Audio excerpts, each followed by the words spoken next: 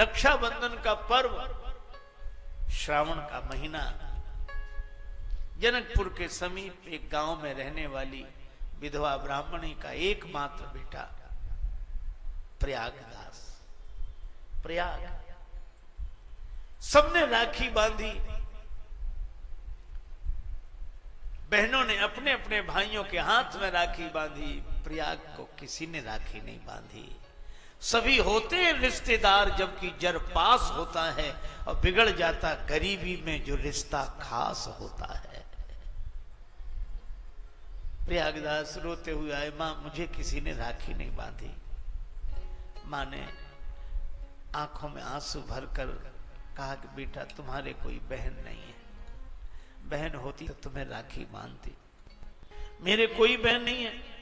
अब नन्हा सा बालक, 9 वर्ष का बालक, वो कहे कि जब सबके हाथ पांव नाक कान है तो मेरे हाथ पांव नाक कान है, और जब सबके बहन है तो मेरे बहन क्यों नहीं है। मां कैसे समझाती, और बालक रोए। अंत में मां ने कहा कि बेटा तुम्हारी भी बहन है, पर वो यहां नहीं है, अभी अपनी ससुराल में है। मेरी बहन का नाम क्या है। मां कहती है बेटा तुम्हारी बहन का नाम सीता है। उनकी ससुराल कहां, अयोध्या है। मैं जाऊंगा। मां बोली अभी नहीं, तू और बड़ा हो जा, फिर मैं ले चलूंगी तुझे। लेकिन बालक के मन में यह भाव, मेरी बहन, और मां ने केवल जनकपुर के नाते कह दिया, मिथिला के नतवा से बढ़ी गेले शान है। मिथिला के नाते से ये शान बढ़ गई।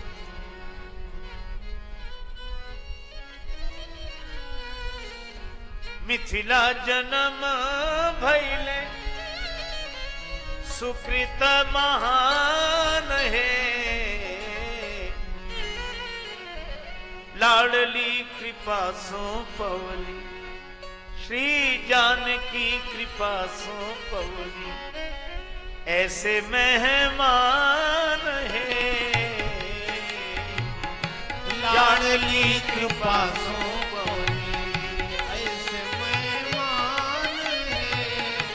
लाडली कृपा सो, हमरा न चाही पाऊं योग जप ध्यान है। ममता न चाही पाऊं योग जप ध्यान है। हमरा तो चाही बस, हमरा तो चाही बस मंद मुस्कान है। हमरा तो चाही बस मंद मुस्कान है। हमरा तो चाही मुस्कान है।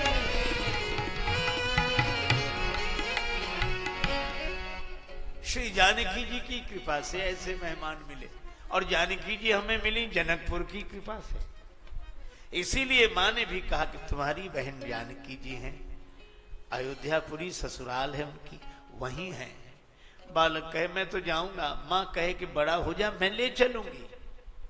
बालक मौन हो गया, पर मन छटपटाता रहा। रात्रि को मां के साथ सोया, नींद नहीं आई, आंख बंद किए पड़ा रहा। आज सवेरे 4 बजे ही जग गया। थोड़ी नींद लगी फिर जाग जाए, नींद लगे फिर जाग जाए, सवेरे के 4 बज गए। उसको लगा कि मां ने सब पता बता ही दिया है, और अयोध्या तो वैसे ही प्रसिद्ध है, मैं पहुंच जाऊंगा, ज्यादा दूर थोड़ा ही है। बहन से राखी बंधवा के लौटाऊंगा शाम तक। लेकिन बहन को कुछ देना तो पड़ेगा। मां के पास केवल 2 धोतियां, एक वो धारण कर लेती, एक धोकर डाल देती, और कुछ नहीं था उसके पास। फटी हुई सिली हुई धोती, धुली हुई रखी थी। प्रयागदास ने वह धोती ही उठा ली, बगल में दबा ली, बहन राखी बांधेगी उसे दूंगा। और पैदल पैदल चल पड़े। अब जनकपुर से कोई अयोध्या पैदल आवे तो महीनों का रास्ता है। थोड़ी दूर ही चले, थक गए, सोचा आराम कर लूं फिर चलूंगा। एक पेड़ के नीचे आंख बंद करके सो गए, धोती सिरहाने रख ली, नींद लग गई। जब भगवान का कोई बनता है तो भगवान उस नाते को निभाते हैं। भगवान बोले, जे तो चले विनीत तू जगतज मेरी ओर, तू संसार छोड़कर जितना मेरी ओर चलता है, तेते पग मैं भी धरूं करूं कृपा की कोर, उतने चरण मैं भी रखता हूं। भगवान जितना मैं चलूंगा उतने ही चरण आप रखेंगे तो कल्याण कैसे होगा? नहीं नहीं, चिंता की बात नहीं। एक चरण तेरो परे मम हित चित पे छूछ, और मेरो चरण बढ़ाई वो राजा बलि से पूछ। मैं जब चरण बढ़ाता हूं तो राजा बलि से पूछो। प्रयागदास सो गए, वृक्ष के नीचे आंख लग गई थी। नाम ना भूल जाऊं, सीता। सीता, अच्छा बहन का नाम सीता, बहनोई का नाम राम। सीताराम सीताराम सीताराम। सो गए। आश्चर्य, सोए थे वृक्ष के नीचे, और जब जागे तो सरजू किनारे वृक्ष जो उठे, भैया ये तो नदी है और ये नगर है। ये नदी कौन सी? लोगों ने बताया सरयू नदी है, और ये अयोध्या नगरी है। प्रयागदास ताली बजाकर बोलो, आ गए। वही मां से मैंने कहा था ज्यादा दूर थोड़े ही है, अभी पहुंच जाएंगे। अब सवेरे निकले थे 9-10 बजे, तो अयोध्या पहुंच गए। अब सबसे पूछे, ये भगवान ही लेकर आए। ले चल अपनी नागरिया, अवध बिहारी सांवरिया। ले चल अपनी नागरिया, अवध बिहारी सांवरिया। सरजू के तीर अयोध्या नगरी, सरयू के तीर अयोध्या नगरी। अयोध्या नगरी संत भरे जा गागरिया, अवध बिहारी सांवरिया। संत भरे जहां कागरिया, अवध बिहारी सांवरिया। ले चल अपनी नागरिया, अवध बिहारी सांवरिया। ले चल अपनी नागरिया, अवध बिहारी सांवरिया। यह अयोध्यापुरी सीताराम जी की प्यारी राजधानी लागे, राजधानी लागे। मोहे मीठो मीठो सरजू जी को पानी लागे। सीताराम जी की प्यारी राजधानी लागे, राजधानी लागे। मोहे मीठो मीठो सरयू जी को पानी लागे।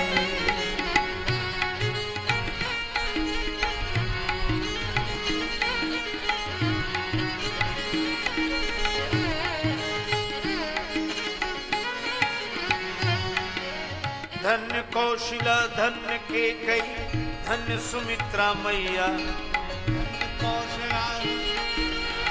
धन्य सुमित्रा मैया, धन्य भूप दशरथ जी के आंगन, खेलत चारों भैया। धन्य भूप दशरथ जी के आंगन, खेलत चारों भैया। मीठी तोतली रसीली प्रभु बानी लागे, प्रभु बानी लागे। मोए मीठो मीठो सरजू जी को पानी लागे। सीताराम जी की प्यारी राजधानी लागे, राजधानी लागे, मन मीठो मीठो सरयू जी को पानी लागे। प्रभु पद प्रीति प्राप्त करते सब पी कर श्री हरि रस को, जन राजेश रहे नित निर्भय, फिकर कहो क्या उसको, किसको, जिसको माता पिता रघुराज सिया माना लागे, सिया माना लागे, मोए मीठो मीठो सरजू जी को पानी लागे। सीताराम जी की प्यारी राजधानी लागे, राजधानी लागे, मोए मीठो मीठो सरयू जी को पानी लागे। अब यह प्रयागराज श्री अवध में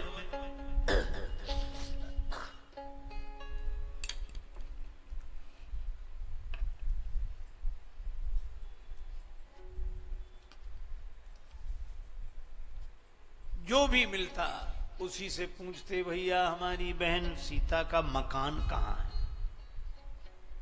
अब साधु संत कहें मकान थोड़ा ही मंदिर है उनका, और ये कहें मंदिर, अरे वो कोई देवी देवता थोड़ी ही है, हमारी बहन है, राखी बांधने नहीं आई तो हम आ गए, मकान बताओ। महात्मा कहे मकान तो, अरे बहनोई का नाम राम है, हाँ वही तो हम कह रहे हैं, उनका मंदिर है कनक भवन, सीताराम जी का मंदिर। किसी को प्रभु मिलते हैं वन में, किसी को मिलते अपने मन में, और जिसको जहां मिले सो जाने अपने, तो प्रभु कनक भवन में। वो कहे कनक भवन में होंगे तो ठीक लगा, हमारे बहन बहनों ही अलग हैं, उनका मकान है, हमें पता नहीं। कुछ लोग कहते पागल है, पर इन्हीं बिगड़े दिमागों में भरे अमृत के लच्छे हैं, इन्हें पागल ही रहने दो, ये पागल ही अच्छे हैं। किसी ने कोई पता नहीं दिया। अब तो ये सोचने लगे मां ने इसीलिए मना किया था कि मत जाओ, इसीलिए मना किया था। बताओ, वो ऐसे राजा हैं, उनके डर से सब ऐसे ही घूमते हैं। अब संत तो त्यागी, कपड़े भी नहीं पहनते, चुपचाप रहते हैं, थोड़ा बोलते हैं। मैं मकान पूछता हूं, मंदिर बताते हैं। शाम हो गई, पूछते पूछते भूख भी लग रही थी, चलो लौट जाएंगे, सवेरा होते ही लौट जाएंगे। वशिष्ठ कुंड के पास एक नीम वृक्ष के नीचे आंख बंद हुई, सो गए। अर्धरात्रि के समय में अचानक प्रकाश हुआ, आंख चौंधिया गई। आंख खुली तो देखा एक हाथी झूमते हुए आ रहा है, झूमता आवे, और हाथी पर विराजमान भगवान श्री सीताराम जी, श्री सीताराम, और उस हनुमान जी के महावत, उस हाथी के महावत श्री हनुमान जी। सेवक पीछे पीछे आ रहे हैं। इसने जो दृश्य देखा तो चौंका। हाथी को देखकर समझ गया, नाराज हो गए, इसलिए सोचते हैं रात में ही हाथी से कुचलवा दो इसे।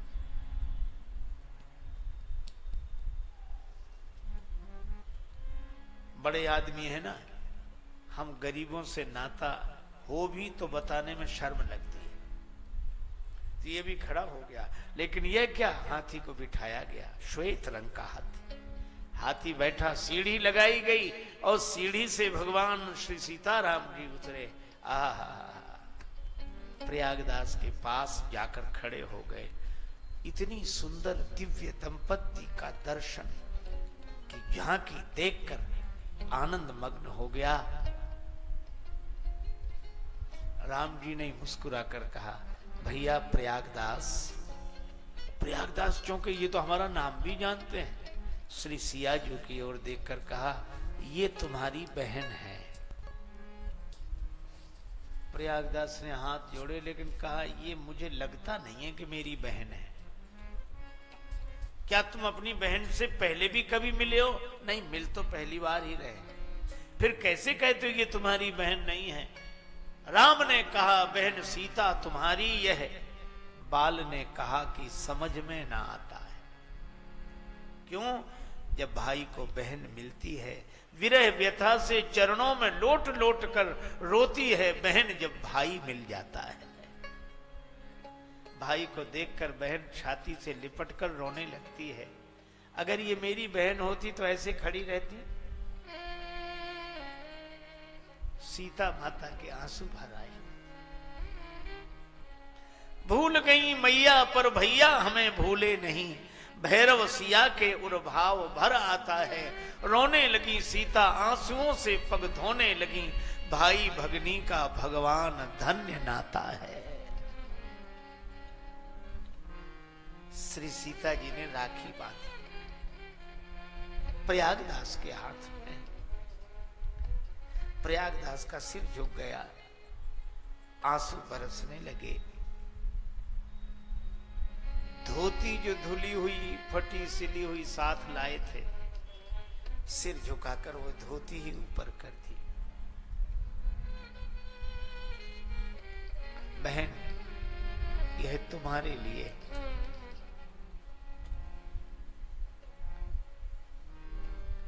मेरे पास तो यही है। श्री जानकी जी ने कहा कि भैया मैं जानती हूं मेरी मां के पास 2 ही धोतियां हैं, एक तुम लाए हो। वो एक धोती पहने रह गई, ये वापिस ले जाओ और मां से कहना कि उनके आशीर्वाद से मैं बहुत सुख में हूं, वो मेरी चिंता न करें। प्रयागदास को राखी बांधी, जानकी माता ने अपने हाथ से कुछ खिलाया। प्रयागदास भाव से भर गए। निर्निमेष नयनों से निहार रहे थे वह छवि, नेत्र प्रेमाश्रुओं से भरे हुए थे। धीरे धीरे वह दृश्य अदृश्य हो गया। हाथी पर बैठे श्री सीताराम जी, महावत ने हाथी को चलाया। जानकी माता हाथी पर बैठकर भी भरे नयनों से अपने भैया की ओर देख रही थी। प्रयागदास श्री जानकी माता की ओर, दृश्य अदृश्य हो गया। प्रयागदास रात भर रोते रहे। सवेरा हुआ, अब किसी से कुछ कहने की स्थिति नहीं। वशिष्ठ कुंड पर रहने वाले एक वैष्णव महात्मा सवेरे निकले और जब उन्होंने बालक को देखा समझ गए इसको श्री किशोरी जी की कृपा प्राप्त हो गई, यह भगवत भक्त है। हृदय से लगाया, अपने आश्रम पर ले आए। रोता रहा बालक, स्नान कराया। थोड़ी देर में 2 देवियां आईं, दोनों के हाथ में स्वर्ण थाल थे, भोजन व्यंजनों से भरा थाल। उन दोनों देवियों ने कहा कि हमारे यहां श्री सत्यनारायण भगवान की कथा थी, ये प्रसाद आपको भेजा है, हम बाद में थाल ले जाएंगे, आप भोजन करो। दोनों ने प्रसाद पाया, थाल लेने कोई नहीं आया। समझ गए वो महात्मा कि श्री जानकी मैया ने ही अपने भैया की पहुनाई की है। रात भर रहे, दूसरे दिन सवेरे सवेरे महात्मा बोले ये थाल तुम्हारे कारण आए, तुम ले जाओ। नहीं नहीं, मैं नहीं ले जाऊंगा, बहन का सामान, बहन का दिया हुआ सम्मान मैं नहीं लूंगा। न प्रयागदास ने थाल स्वीकार किए, न महात्मा ने। दोनों ने सलाह करके वो दोनों स्वर्ण थाल वशिष्ठ कुंड में डाल दिए और चल पड़े प्रयागदास। जैसे गए थे वैसे ही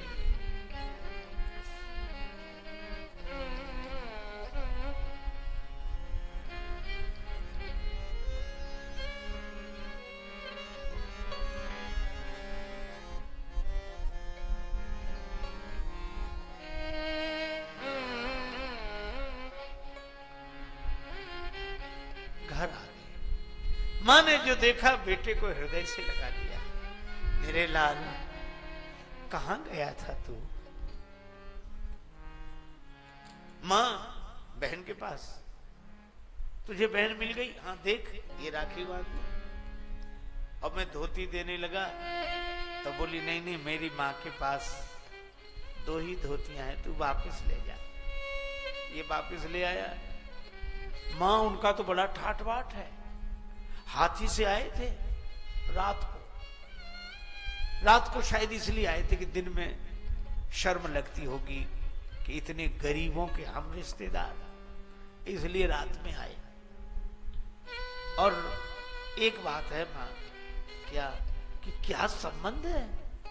पायन में पनही न इते, पायन में पनही न इते, उत्भूषण की तन पे छवि छाजी।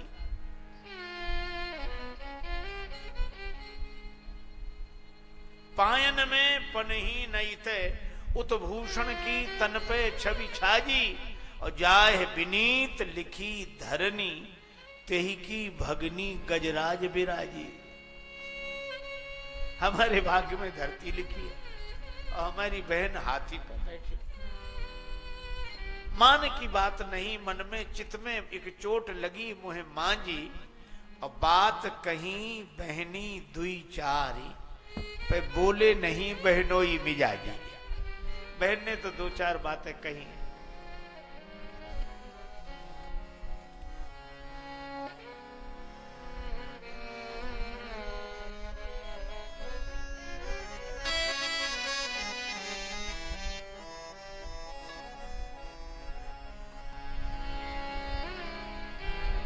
राम जी बड़े संकोची हैं, पर मां ने आकाश की ओर देखकर आंसू बहाते हुए हाथ जोड़े। वंदे विदेह तनया पद पुंडरीकम। श्री जानकी जी, आपने संबंध की लाज रखी। अब प्रयागदास का मन घर में नहीं लगता, अब उन्हें लगता बहन के पास जाए। बड़े हुए तब समझ में आई बात, अब क्या करूं? मां अस्वस्थ रहने लगी, सेवा करते रहे। जब मां का शरीरांत हुआ तब अंतिम संस्कार भोज भंडारा करके जन्मभूमि को प्रणाम करके अवध आ गए। अवध में एक वैष्णव संत से दीक्षा ले ली। दीक्षा लेकर श्री सीताराम जी का भजन करने लगे। नित्य कथा सुनने जाते, सीताराम सीताराम सीताराम सीताराम करते रहते। एक दिन भगवान की कथा में सुन लिया कि राम जी को वनवास हो गया। राम जी वन में चले गए, श्री जानकी जी भी साथ गई और लक्ष्मण जी भी साथ गए। ये कथा में सुना। अब बड़बड़ाने लगे, क्या हो गया है इनको? किसके घर में झगड़ा नहीं होता, पर इतने छोटे से झगड़े के कारण कोई वन में जाता है? पर कोई समझाने वाला भी तो नहीं था इन्हें। खुद गए तो गए, हमारी बहन को भी लेकर गए। और लक्ष्मण जी वो तो वैसे ही बड़े क्रोध में हैं, वो ही ले गए होंगे सबको। मिले तो फिर मैं बात करूं जरा इससे। रोते जाए। व्यास जी से पूछा, वन में गए? हाँ गए हैं ना, तो कहां होंगे इस समय? यही अंतर है, हम लोग कथा को जानते हैं पर भक्त लोग कथा को जीते हैं। कहां होंगे इस समय? व्यास जी ने सोचा ये बड़ी कठिनाई, पर उन्होंने कह दिया चित्रकूट में। अच्छा चित्रकूट में, तब ठीक है।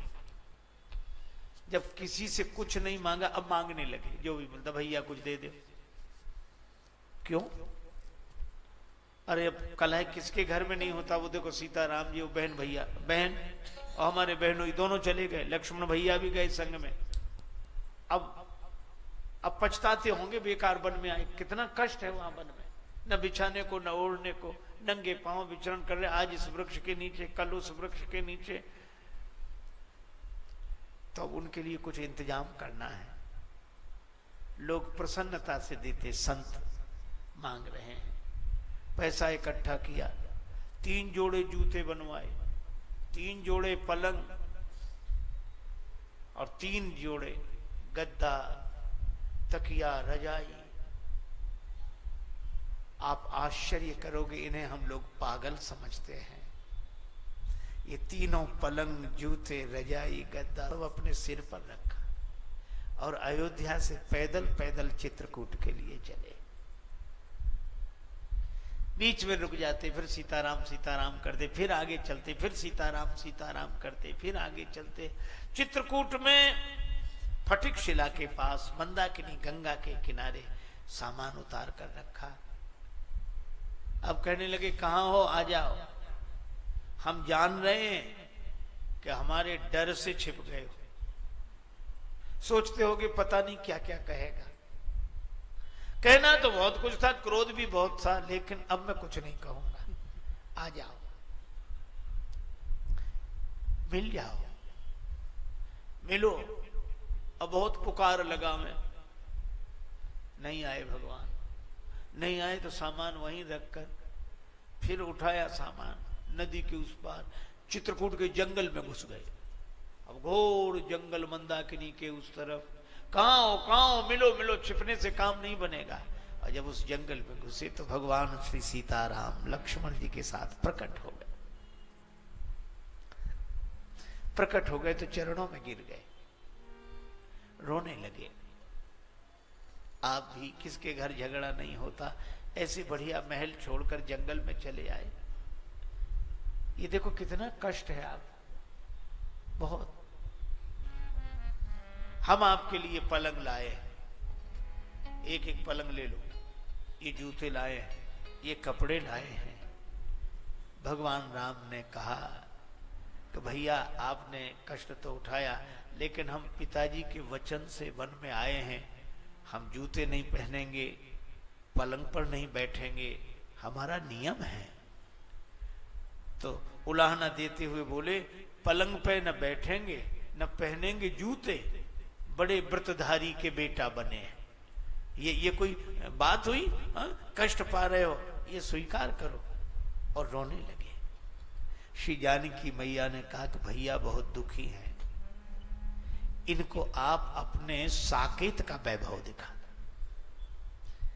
तो वही ऐसा चमत्कार हुआ कि बड़ा दिव्य सिंहासन श्री सीताराम जी विराजमान, यहां से वहां तक सेवक सेवकनी और आरती करने वाले, पूजा करने वाले, चमर डुलाने वाले, स्तुति करने वाले। और जो यह दृश्य देखा सो हाथ जोड़ के बोले कि तुम तो बड़े ठाठ से रहते हो, इतना सुख तो कहीं किसी को नहीं है। अच्छा एक बात बताओ, इतने सुख से रहते हो तो ये दुनिया वालों को पागल काहे को बना रखा है? और वो पागल है तो एक हम जिंदगी में कभी मांगा नहीं, मांगते फिरे, तुम्हारे लिए सामान ले आए। भगवान फिर उसी रूप में आ गए। प्रयागदास बोले इस सामान का हो क्या? भगवान बोले इस सामान का आप उपयोग करो। भगवान को, श्री सीताराम जी को, लक्ष्मण जी को प्रणाम करके लौटे। एक पलंग रख लिया, जूते पहन लिए, पलंग उस पर गद्दा, तकिया, पैदल पैदल चले। चित्रकूट से आ गए प्रयाग। प्रयाग में लगा था माघ मेला, मेले में नहीं गए। मेले के बाहर ही नीम का एक वृक्ष था और नीम के वृक्ष के नीचे अपनी चारपाई बिछाई, गद्दा तकिया लगाया, आराम से सो गए। मिट्टी का एक पात्र था, उसमें जल भरा, उसको करवा बोलते हैं, वो रख लिया। किसी ने कहा कि महाराज मेले में नहीं गए? तो कहने लगे मतवादी हैं वहां इकट्ठे, मतवादी हैं वहां इकट्ठे, हम जाके करें क्या मेलों में? और प्रागदास श्री राम को लेकर पड़े रहेंगे ढेलों में। हम तो सीताराम जी का अलावा किसी को नहीं जानते, कुछ हम जानते नहीं, कुछ आता नहीं, बलराम जी सीताराम। किसी ने कहा कि ढेलों की बात कर रहे हो, पलंग पर सो रहे हो, ये गद्दा तकिया लगाए और ये जूते, ये महात्माओं के रहने का ढंग है? साधु ऐसे रहते तुम्हारी तरह, गद्दा तकिया लगाकर पलंग पर और जूते पहनकर चलें और ये रजाई ओढ़े, इतना ठाट बाट? तब प्रयागदास बोले चुप रहो, हम कोई साधु थोड़े ही हैं। अच्छा फिर क्या हो? तो कहने लगे नीम के नीचे खाट बिछी है, नीम के नीचे खाट बिछी है और खाट के नीचे करवा, मिट्टी का जल भरा पात्र, नीम के नीचे खाट बिछी है, खाट के नीचे करवा, और प्रागदास अलमस्ता सोवे राम लला को सरवा। हम तो राम जी के साले हैं, ये छोटे मोटे जागीरदार के साले ऐसे ठाठ से रहते हैं ताकि पता लगे कि उनके साले। हम तो महाराजाधिराज त्रिभुवनपति राम जी के साले हैं, तो क्यों नहीं ठाठ से रहेंगे? यह है भाव।